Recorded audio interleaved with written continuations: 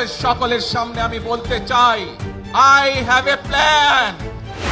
শহীদ জিয়া ধান বুনেছে, খালেদা জিয়া ছিল মাঠে, উৎপাদনের অধিক ফসল বিক্রি হবে হাটে।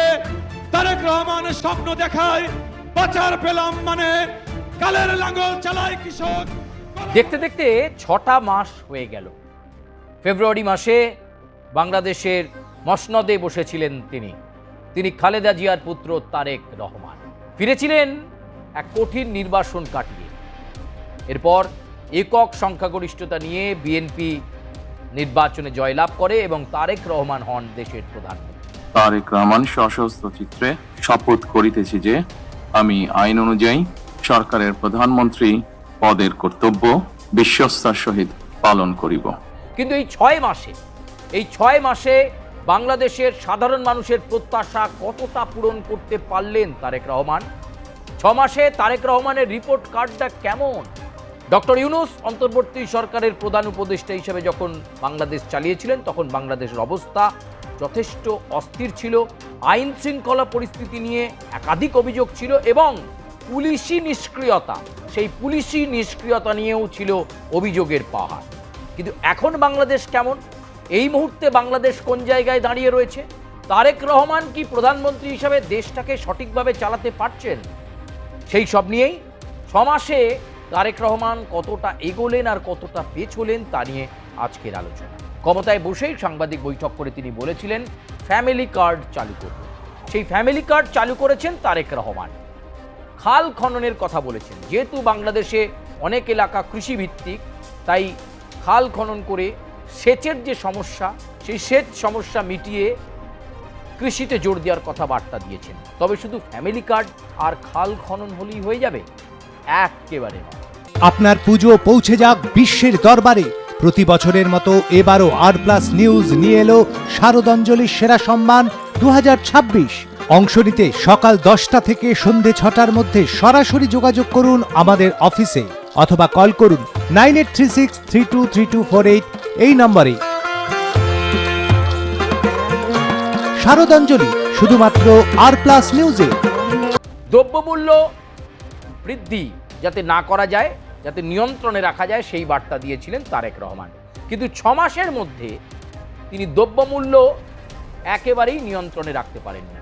দ্রব্যমূল্য বৃদ্ধি নিয়ে ইতিমধ্যেই বিস্তর অভিযোগ উঠেছে তারেক রহমানের বিরুদ্ধে। এরপর সুষ্ঠু বৈদ্যুতিন ব্যবস্থা, সেই বৈদ্যুতিক ব্যবস্থার ক্ষেত্রেও ব্যর্থ তারেক রহমান। তার কারণ, ইতিমধ্যেই বাংলাদেশে বিদ্যুৎ সংকট দেখা যাচ্ছে। অধিকাংশ সময়ই বাংলাদেশ বিদ্যুৎ বিচ্ছিন্ন, পাওয়ার থাকে না। ফলে যে কথা তিনি দিয়েছিলেন চেয়ারে বসার সময়, কথা রাখতে পারেননি তারেক রহমান। এ তো গেল বিদ্যুৎ, এ তো গেল দ্রব্যমূল্য বৃদ্ধি, আর এবার সেটা হচ্ছে আইন শৃঙ্খলা পরিস্থিতি কতটা নিয়ন্ত্রণে রাখতে পেরেছেন। না, সেখানেও তারেক রহমান টার্গেট সম্পূর্ণ করতে পারেননি। একেবারে অন্তর্বর্তী সরকারের প্রধান উপদেষ্টা ডক্টর ইউনূসের আমলে যেমন আইন শৃঙ্খলা পরিস্থিতি ছিল, এখনও বাংলাদেশের আইন শৃঙ্খলা পরিস্থিতি তাই রয়েছে।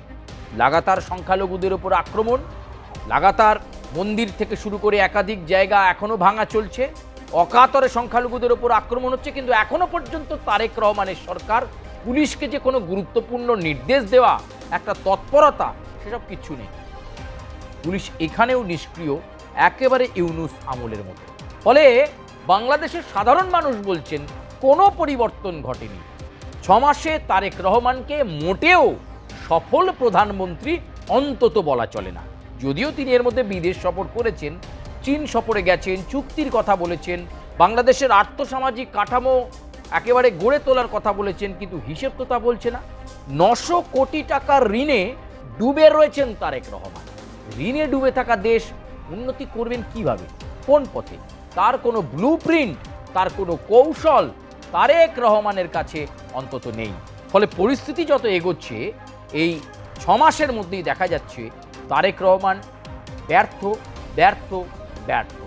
তিনি পারেননি আইন শৃঙ্খলা পরিস্থিতির উন্নতি ঘটাতে, তিনি পারেননি ইনফ্রাস্ট্রাকচার ডেভেলপমেন্ট করতে, তিনি পারেননি সুষ্ঠু বিদ্যুৎ ব্যবস্থা দিতে, তিনি পারেননি আর্থসামাজিকভাবে বাংলাদেশকে উন্নয়নের জায়গায় নিয়ে যেতে। উল্টে ঋণ নিয়েছেন, উল্টে তিনি এখন কার্যত সামলাতে পারছেন না। দ্রব্যমূল্য নিয়ন্ত্রণে নেই, লাগাতার দ্রব্যমূল্য বৃদ্ধি, গ্যাসের সংকট এমন জায়গায় পৌঁছেছে তারেক রহমানের বিরুদ্ধে স্লোগান উঠতে শুরু করেছে। ফলে এরকম একটা পরিস্থিতিতে তারেক রহমানের পক্ষে আর কতদিন বাংলাদেশের প্রধানমন্ত্রী থাকা সম্ভব সেই প্রশ্ন উঠে যেতে শুরু করেছে। শেখ হাসিনা প্রত্যাবর্তনের খবরেই তারেকের বিদায়ের বার্তাও আসতে শুরু করেছে বিভিন্ন মহল থেকে। বাংলাদেশের মানুষের একটা বড় অংশ বলছেন কোনো লাভ হয়নি তারেক রহমানকে বাংলাদেশের প্রধানমন্ত্রী করে, তিনি অধিকাংশ ক্ষেত্রেই ডাহা ফেল। তাহলে কি তারেক রহমানের রাজনৈতিক ভবিষ্যৎ আবার অনিশ্চিত হয়ে যাবে? প্রধানমন্ত্রী তার চলে যেতে পারে? এই প্রশ্নগুলো এখন বাংলাদেশের অলিন্দে বিভিন্ন জায়গায় ঘুরপাক খাচ্ছে। কখনোই গুড গভর্নেন্স, ভালো ব্যবস্থা দিতে পারেননি তারেক রহমান। 6 মাসে যদি এই বিষয়গুলো তিনি নজর দিতেন তাহলে হয়তো কিছুটা হলেও বাংলাদেশের পরিস্থিতির পরিবর্তন ঘটত, কিন্তু কোনো পরিবর্তনই ঘটাতে পারেননি। কার্যত ডক্টর ইউনূস যে অবস্থায় বাংলাদেশকে ছেড়ে গিয়েছিলেন, ইউনূসের ছেড়ে যাওয়া বাংলাদেশকেই যেন শুধু বয়ে বেড়াচ্ছেন তারেক রহমান। নতুন কোনো পদক্ষেপ, নতুন কোনো কর্মসূচি যাতে বাংলাদেশের আমূল পরিবর্তন ঘটানো যায়, এরকম কোনো কর্মসূচি, কোনো পদক্ষেপ বাংলাদেশের আপামর সাধারণ মানুষের জন্য নিতে পারেননি। শুধু তাই নয়, বিদ্যুৎ সংকটের মতো পরিস্থিতি সেটাও সামাল দিতে পারছেন না তারেক রহমান। কিভাবে দ্রুত সামাল দিয়ে একটা স্বাবলম্বী ভাব দেখানো যায় প্রধানমন্ত্রী হিসাবে, তার বিন্দুমাত্র চেষ্টাও তারেক রহমান করছেন না। কি রে, তোর বেশ র্যাশ হয়েছে দেখছি। হ্যাঁ রে, কি করবো বলতো, র্যাশগুলো কিছুতেই কমছে না। অনেক কিছু ইউজ করলাম তবুও কমছে না। তুই এম্বার গৌরীদেবী হসপিটালসে দেখাতে পারিস, ওখানে ভালো এক্সপিরিয়েন্স ডার্মাটোলজিস্ট আছে। গৌরী দেবী হসপিটাল, রাজবাঁধ, দুর্গাপুর। যোগাযোগ 8001003333, 8001113333। অনেকেই বলতে শুরু করেছেন শেখ হাসিনা ফিরলেই বাংলাদেশে আবার নির্বাচন, আর সেই নির্বাচনে আওয়ামী লীগের ফেরত আসা নিশ্চিত বলছেন অনেকেই। ফলে এই মুহূর্তে বাংলাদেশের রাজনৈতিক শিবিরগুলোর মধ্যে অস্থিরতা। বিএনপি সরকারকে ফেলে দেওয়ার জন্য ইতিমধ্যেই মরিয়া শফিকুর রহমান এবং এনসিপি অর্থাৎ নাহিদ ইসলামরা। তারা বলছেন তারেক রহমানের দ্বারায় দেশ চালানো হচ্ছে না, তাই অযোগ্য প্রধানমন্ত্রীকে এবার চেয়ার থেকে সরাতে হবে। প্রবল চাপের মুখে রয়েছেন তারেক রহমান। সেই পরিস্থিতি সামলে অন্য কোনো কৌশল কি বার করতে পারবেন? যে কৌশলে বাংলাদেশ ঘুরে দাঁড়াবে, যে কৌশলে বাংলাদেশ আর্থসামাজিকভাবে সুসংগত হবে, যে কৌশলে বাংলাদেশে বন্দর বাণিজ্য থেকে শুরু করে আভ্যন্তরীণ বাণিজ্য নীতি সেখানে বিরাট পরিবর্তন আসবে। এই মিলিয়ন ডলার প্রশ্নগুলোই এখন ঘুরপাক কাটছে বাংলাদেশের রাজনীতিতে, এবং বলা ভালো তারেক রহমানের মস্তিষ্কে। তবে তিনি কতটা পারবেন, নাকি আরও ব্যর্থতার ভাটায় ভেসে যাবেন, সেটাই এখন সবচেয়ে গুরুত্বপূর্ণ বিষয়। 6 মাসে রিপোর্ট কার্ডে একেবারেই পাস বলা যায় না তারেক রহমানকে। আজকের মতো প্রতিবেদনে পর্যন্তই। আপনারা অবশ্যই চোখ রাখবেন, লাইক করবেন, কমেন্ট করবেন, সাবস্ক্রাইব করবেন, বেল আইকনে প্রেস করতে ভুলবেন না, এবং আপনারা আপনাদের সুচিন্তিত মতামত আমাদেরকে জানাবেন। আমরা চেষ্টা করব আপনাদের কাছে আরও ভেরিফাইড এবং গুরুত্বপূর্ণ ইনফরমেশন আপনাদের সামনে তুলে ধরার জন্য। ধন্যবাদ, বিদায় নিচ্ছি।